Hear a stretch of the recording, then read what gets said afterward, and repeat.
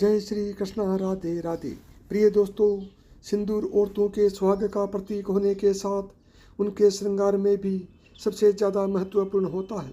लेकिन अगर आपसे यह कहा जाए कि आपके सिंदूर लगाते समय की गई ये गलतियां आपके पति को बुरी तरह कर्ज में डुबो देंगे और आपको लकीर का फकीर बना देंगे, तो आपको कैसा लगेगा? दोस्तों, घबराने की ज़रूरत नहीं है। यह सब हम आपको डराने के लिए नहीं कह रहे हैं, बल्कि हमारे शास्त्रों एवं पुराणों में सिंदूर लगाने के कुछ ऐसे महत्वपूर्ण नियम बताए गए हैं जिन्हें जानने के बाद आप अपने पति के लिए किस्मत के दरवाजे खोल सकती हैं और उनकी तरक्की दिन दुगुनी रात चौगुनी हो सकती है।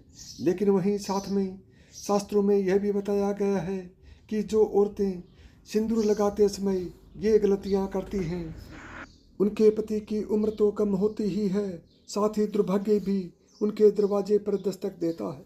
तो अगर आप भी जानना चाहती हैं कि सिंदूर लगाते समय हमें कौन कौन सी बातों का ध्यान रखना चाहिए, तो इस वीडियो को आखिर तक ज़रूर देखिएगा। दोस्तों, आगे बढ़ने से पहले वीडियो को लाइक ज़रूर कर दें, जिससे हमारे चैनल को सब्सक्राइब भी ज़रूर कर दीजिए, क्योंकि आप बाद में भूल जाते हैं। तो चलिए वीडियो में आगे बढ़ते हैं। दोस्तों, एक शादीशुदा स्त्री की पहचान उसका सिंदूर ही होता है और हिंदू धर्म में कहा जाता है कि औरत जितनी लंबी अपनी मांग भरती है, उसके पति की उतनी ही लंबी उम्र होती है। इसके अलावा सामुद्रिक शास्त्र में जो 16 श्रृंगार बताए गए हैं, उनमें सबसे महत्वपूर्ण श्रृंगार सिंदूर ही है, जो न केवल एक स्त्री की गरिमा को दिखाता है, बल्कि उसके पति के सौभाग्य को भी बनाए रखता है। लेकिन आधुनिकता के चलते औरतों ने मॉडर्न बनने की शौक में इस परंपरा को एक तरफ उठाकर रख दिया है। अब या तो महिलाएं अपनी मांग में सिंदूर लगाती ही नहीं हैं, या फिर टेढ़ी मेढ़ी मांग बनाकर उल्टा सीधा सिंदूर भरने लगी है और इसकी वजह से उनके जीवन में परेशानियां चलती रहती हैं और फिर वह औरतें अपने भाग्य को और भगवान को कोस देती हैं। लेकिन आज का वीडियो देखने के बाद आप ज़रूर समझ जाएंगे कि हमारी ही गलतियां हमारे कर्मों का निर्धारण करती हैं और हम पर भारी पड़ती हैं। नंबर 1, पुराणों में बताया गया है कि जो औरतें सिर धोने के तुरंत बाद सिंदूर लगा लेती हैं या फिर गीले बालों में सिंदूर लगाती हैं, तो ऐसे में उनके पति कर्ज में डूबने लगते हैं और उनके काम धंधे भी ठप होने लगते हैं।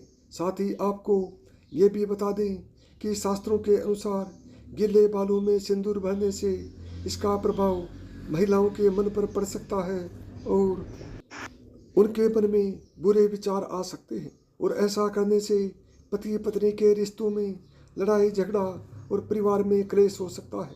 औरतों को हमेशा अपने बाल धोने के बाद सुखाने चाहिए और उसके बाद ही अपनी मांग भरनी चाहिए।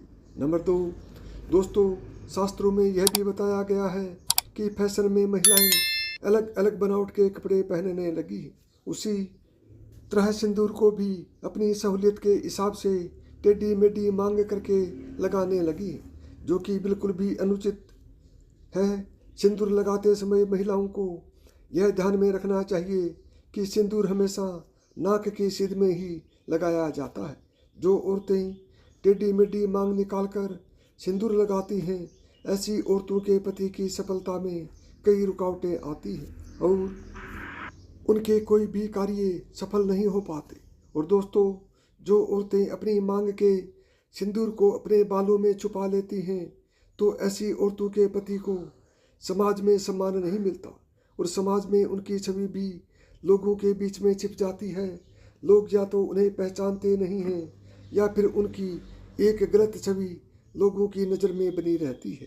नंबर 3, शास्त्रों में यह भी बताया गया है कि औरतें अक्सर अपना सिंदूर दूसरी औरतों को लगाने के लिए दे देती हैं या फिर दूसरों से मांग कर सिंदूर अपनी मांग में भर लेती हैं। अगर आप भी उन्हीं औरतों में से हैं जो अपना सिंदूर किसी दूसरी औरत को लगाने के लिए देती हैं या फिर किसी और का सिंदूर अपनी मांग में लगा लेती हैं या किसी और की बिंदी लगा लेती हैं, तो आपके पति का सौभाग्य आप खुद ही दुर्भाग्य में बदल रही हैं।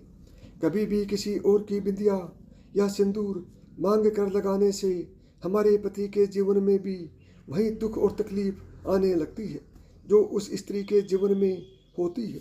और अगर आप अपनी बिंदी और सिंदूर किसी और को लगाने के लिए देती हैं तो इससे आप अपने सौभाग्य उस स्त्री को खुद ब खुद दे देती हैं। तो इसलिए आप अपने किसी भी चीज़ को दूसरों को दे सकती हैं या दूसरों से मांग कर कुछ भी इस्तेमाल कर सकती हैं, लेकिन अपनी बिंदी और सिंदूर को किसी को देने और किसी से देने से पहले 1000 बार जरूर सोचिएगा।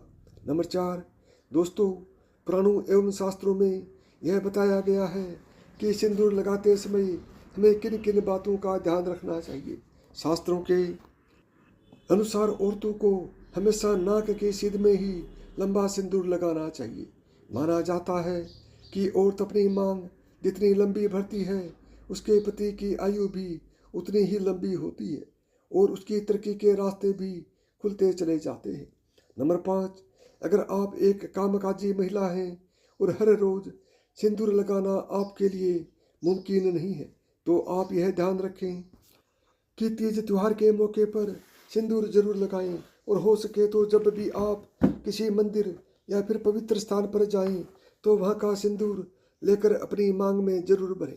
और जिन स्त्रियों की नई नई शादी हुई है वे अपनी शादी का सिंदूर संभाल कर रखें और उसी सिंदूर में और सिंदूर मिलाकर लगाते रहें और कम से कम 40 दिनों तक यह सिंदूर जरूर लगाएं। नंबर 6, शास्त्रों में यह भी कहा गया है कि तीज त्योहारों के मौके पर करवा चौथ पर अपने पति से सिंदूर लगवाना भी आपके सौभाग्य को बढ़ा सकता है। नंबर 7, महिलाओं को यह ध्यान रखना चाहिए कि सिंदूर लगाते समय अगर सिंदूर उनकी नाक पर गिर जाता है तो उनके पति की आयु बढ़ जाती है। वहीं अगर सिंदूर गलती से जमीन पर गिर जाता है तो इससे महिलाओं के जीवन में जरूर कोई ना कोई संकट आने वाला होता है। तो सिंदूर लगाते समय इन बातों का विशेष ख्याल रखना चाहिए। नंबर 8, हमारे हिंदू धर्म में एक कथा प्रचलित है कि वनवास के बाद जब एक बार सीता माता अपनी मांग को सिंदूर से भर रही थी तब हनुमान जी सीता माता के पास जाकर पूछते हैं कि माता आप यह क्या कर रही हैं। तब सीता माता ने हनुमान जी को बताया कि वह श्री राम की लंबी आयु के लिए अपनी मांग में सिंदूर भर रही है। इससे श्री राम प्रसन्न होते हैं। तब हनुमान जी ने सोचा कि अगर इतना सा सिंदूर लगाने से उनके प्रभु की आयु बढ़ सकती है तो क्यों न वह अपने पूरे शरीर पर सिंदूर लगा ले। और तभी से हनुमान जी पर सिंदूर चढ़ाने की प्रथा बन गई। तो देखा आपने, अगर सिंदूर में इतनी शक्ति है कि वह भगवान की आयु बढ़ा सकता है तो इंसान की तो बात ही क्या। तो दोस्तों, सिंदूर वास्तव में एक महिला के सौभाग्य से जुड़ा होता है क्योंकि हर एक इंसान के भीतर 7 चक्र होते हैं और जो महिलाएं नियमित रूप से सिंदूर लगाती हैं उनका 7वां चक्र यानी कि आज्ञा चक्र बिना किसी मेहनत के तपस्या के एक्टिव हो जाता है। और जब किसी व्यक्ति का आज्ञा चक्र जागृत हो जाता है तो उस परिस्थितियां भांपने की शक्ति मिल जाती है। तभी तो महिलाओं को आगे होने वाली घटनाओं का अंदाजा बाकी लोगों से पहले हो जाता है। आपको बता दें कि बड़े बड़े तपस्वियों को अपने आज्ञा चक्र को जागृत करने के लिए गहन तपस्या करनी होती है। वहीं महिलाएं अपनी आज्ञा चक्र केवल अपनी मांग में सिंदूर लगाकर ही जागृत कर सकती हैं। वहीं विवाहित के लिए तो सिंदूर न केवल उनके सौभाग्य बल्कि सुहाग का भी प्रतीक है और वह स्त्रियां अपने पति के हृदय में एक विशेष इज्जत भी प्राप्त करती हैं जो अपने पति के नाम की मांग हर रोज भरती हैं। तो दोस्तों, औरतों को यह हमेशा ध्यान रखना चाहिए कि सिंदूर न केवल उनके पति की आयु लंबी करता है बल्कि उनकी चेतना शक्ति को भी जगा देता है।